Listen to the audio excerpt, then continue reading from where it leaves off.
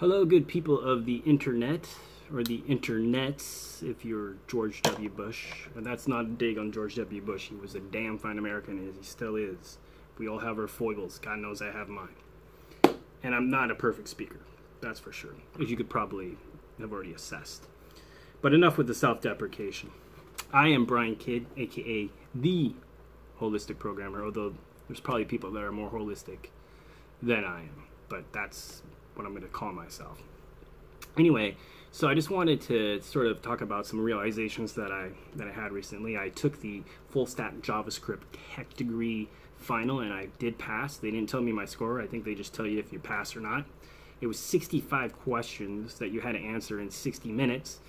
And some of them I think I spent almost 2 minutes on, but thankfully some of them I only spent about 2 seconds on because I knew the answer fairly quickly. But you had to average, obviously, less than a minute to answer a question. And they were multiple choice, fill in the blank, and a little bit, fill in the blank in terms of coding, and kind of, or also saying what the output would be, etc. I don't want to give too much about the test away. They give a pretty exhaustive study guide. They do a really good job. I can't endorse Treehouse enough. I think it's a very great. It's so much good instruction for them, especially for them. Even regardless of the money, it's good and it's fairly affordable. But when I was taking the test, I noticed that I did take a walk before the test, and I did some breathing to calm myself down and everything. But as soon as I got a question that was a little bit out of left field, or I thought it was, my heart just started racing. Boom, boom, boom, boom, boom, boom, boom, boom, boom, boom, boom, boom, boom, something, whatever, the rhythm of the heart. The rhythm of my heart was racing. And I was thinking about it, and this has happened to me a lot in my life, actually. And I was thinking about, well, at macro level, as Gary Vaynerchuk, at the macro, as he might say, at the macro level, I was thinking about friends that I've had that I know are smarter than me in life, but don't have as much education. Friends and family, they don't have as much education, or they seem to not really go for their goals. Maybe they couldn't do it because of certain situations, but I really was thinking about it from a more of a disposition, not an IQ perspective, but an EQ, and not an intelligence quotient, but an emotional quotient sort of idea. And in other words, there's so many people that I know that are I'm probably smarter than them, or whatever, it's intellectual, but I would consider them more successful in life. But one of the things that they have that I'm working on is a more a calmer demeanor, or a more positive demeanor. And some people are born with it. Some people, it's just a nature nurture thing. I think with me, it's kind of my nervous system and the way I'm wired. Some people might say high strung at times. For instance, I was thinking of this time back in high school where I was taking this social studies test, and it was about the Japanese. It was about World War II, and one of the questions was about what do they call something to the effect of what do they call the Japanese suicide bombers or suicide pilots or whatever that, and it was kamikaze. And I knew that before the test, but when I was taking the test, I just drew a blank. And so I told the teacher after the test, I'm like, I have to go to the bathroom. He was kind of laughing because he could tell I was worked up from the test, and I ultimately did fine. But when I was going to the bathroom, I was washing my hands and just chilling. All of a sudden, it popped in my head, kamikaze.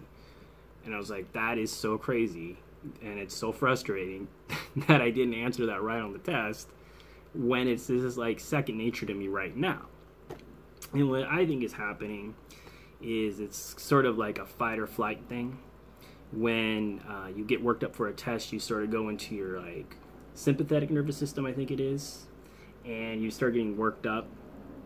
Your parasympathetic, I think, if I remember correctly, is more of your sort of natural, like things that create natural breathing and heartbeat, things like that, or sort of your relaxed state. When you go into the sympathetic, you're kind of in your fight or flight state.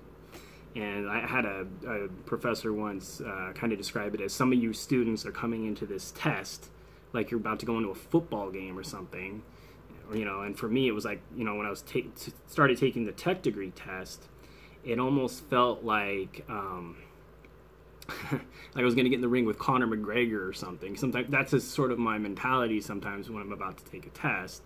is I get so worked up, and I need to, I'm working on chilling more. And a relative of mine, very wise person, once made the analogy of one of the reasons that you might be getting nervous during interviews, for instance, is because you really want it. You really want something that you really desire, and therefore you feel vulnerable, which kind of brings me up to this idea of things that we've done in our lives that are embarrassing and shameful to us. According to this author, Marty McEwen, who's actually a local Seattle jazz singer, and she's also happens to be a therapist.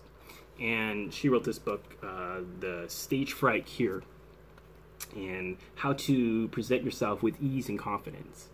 And I actually saw her for a little bit, and in her book, she describes the way I think it's the hippocampus can store certain experiences that we have. And if we get triggered by things that are not even the same situation, but things that are just sort of related, even just remotely, it can that file is in our head, and it wants to protect us from feeling that bad emotion of shame or embarrassment again, and it triggers the amygdala, and you go into that fight or flight, just freaking out, fight or flight mode. And so that kind of goes back to the idea, I have friends that I know that are, and family and people that I know are more capable than I am, and I could think of so many people that have sort of given up on, I guess, challenging themselves to do things that I know they're capable of because of this unpleasant feeling, I feel like. And there's different ways to work with this this response that you might have.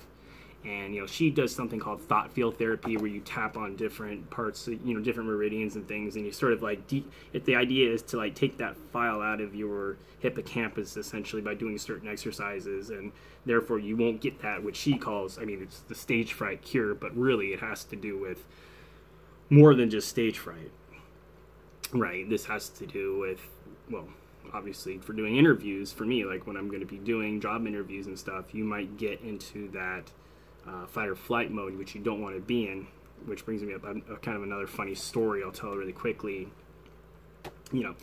I was going to apply for this job at this sort of charitable place, this charitable institution in Seattle, and I really wanted the job. I forget what they call it, with web information specialist or something similar to that, where I would be doing kind of communications, but also working on web maintenance and things like that. And before the interview, the lady at the front desk asked me if I wanted some coffee. Now that's probably the last thing I should have taken at the time, because I was so worked up. But because I wanted to be like a pleaser or whatever, or seem like that I could be part of that culture, maybe they drink a lot of coffee there, or they drink coffee sometimes, I accepted the coffee. Now, did I need to drink the coffee? No, but I was nervous, so I started drinking all of the coffee. Well, needless to say, that interview wasn't my best interview necessarily. And part of it was because of what we were talking before. I really wanted the job, but I did. First of all, I could have just said no thanks to the coffee. And when I took the coffee and I drank the coffee, it actually made it harder for me, for whatever reason at that time, to focus. Sometimes coffee helps me focus, but this time I knew just intuitively that I didn't need the coffee, and I didn't get the job, unfortunately. But I did learn from that experience about how to sort of put up boundaries and how to be more relaxed during interviews. But I still, when I took this test, though, I realized I still need to work on that. I need to work on being relaxed in situations where I feel vulnerable. And I think we all, not all of us, there's some people that are just born with ice in their veins. But a lot of us have that issue, and we feel, and it has sort of stymied our progress, or it sort of has impeded on us doing things, and it's been obstacles for us doing what we want to really do in life. And there's no shame in that, because, status and things like that, they aren't the most important things. Health is, and happiness, but it can be frustrating. And so I think that one of the things is being a programmer too. You can get very worked up and angry and things like that. I had one very good professor, one of my favorites, say that sometimes you just need to get up and go walk. Get a step away. If you run into a problem when you're programming, the worst thing you can do is sit there and get angry, because what that'll ultimately do, or what that can ultimately do, is just make it worse, you know, because you're gonna get into that angry. When you're angry or you're that enraged, obviously you're not going to be able to think as clearly. So sometimes you just need to step away and come back. And sometimes the answers will actually come to you like when you're you know, just walking around, like when I went to the bathroom after that social studies test, and the answer came into my mind, and I was like, I can't believe that. So there is that sort of paradox, and it's something that we all, I would say most of us at least, can improve upon, and just to be relaxed and try to get into a more the zone, if you will, when you take tests, when you do interviews, of things that make you feel that vulnerable, and doing things when you get kind of nervous, doing things that you really want. So again, I guess I want to endorse this book because I think it's a really good read, even if you don't do the exercises that are in the book necessarily. At least you kind of get the science behind it, and you can do other things like, you know, qigong or meditation or yoga or whatever. Take a walk, and you can realize that it's how important it is. Anything that gets you back closer to your parasympathetic nervous system and makes you more confident and more at ease when you do things that are challenging. So I will leave it at that, and I hope you all have a good week, and I plan to make another video either tomorrow or soon, kind of about different supplements that I take and how they help. And yeah, I think that's I'm excited about that for sure. So anyway, be well, my friends. Have a good one.